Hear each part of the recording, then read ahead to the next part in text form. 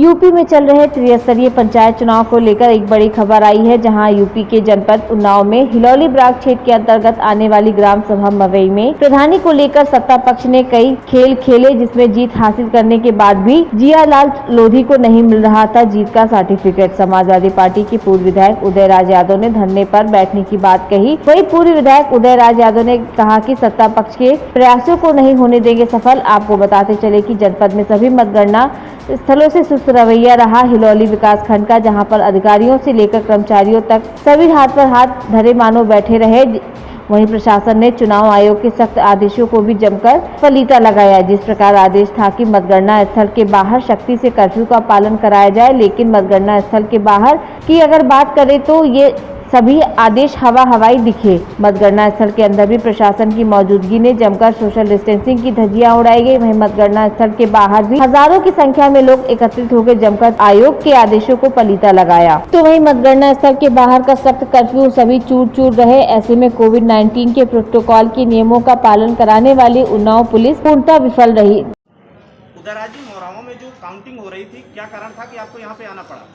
मुझे इसलिए आना पड़ा कि मवई गांव सभा में जनता ने वहां पर जिस प्रधान प्रत्याशी को जिताने का काम किया था और 40 वोटों से उस प्रत्याशी को जिताया था, लेकिन सत्ता के दबाव में रिकाउंटिंग का बराबर दबाव डाला जा रहा था और उसके बाद जो इनवैलिड बैलेट पेपर थे, सत्ता पक्ष के लोगों की मांग पर उन सारे बैलेट पेपरों को जो इनवैलिड किए गए थे, लगभग 400-450 बैलेट पेपर, उन सारे बैलेट पेपरों को विधिवत देखने के बाद पुनः जब वो प्रत्याशी जीता तो उसके बाद भी रिकाउंटिंग की बात या अनावश्यक सत्ता का दबाव डाल करके उसको हराने का प्रयास कर रहे थे।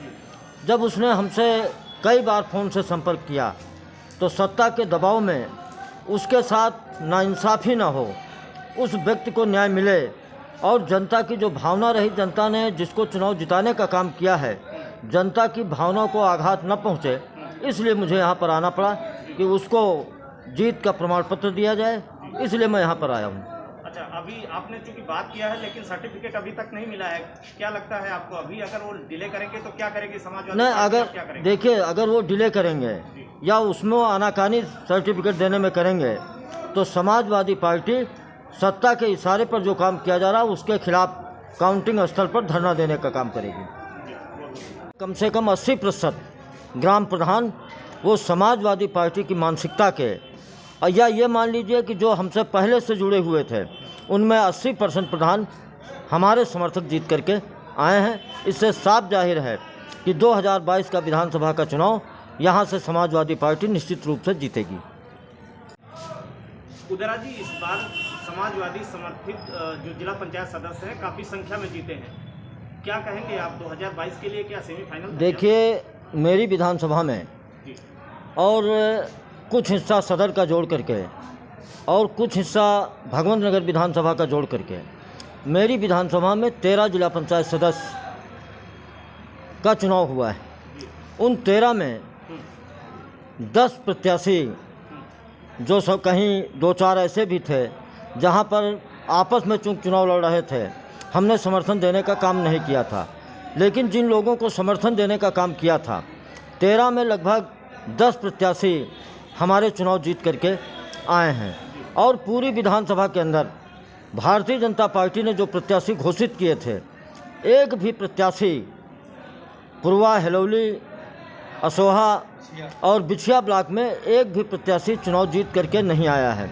इससे साफ जाहिर होता है कि 2012 में जनता ने 2022 में निश्चित रूप से जो 2021 के पंचायत चुनाव में जनता ने फैसला किया है, निश्चित रूप से उत्तर प्रदेश की निकम्मी सरकार को उखाड़ फेंकने का काम करेगी और समाजवादी पार्टी को जिता करके भेजने का काम करेगी।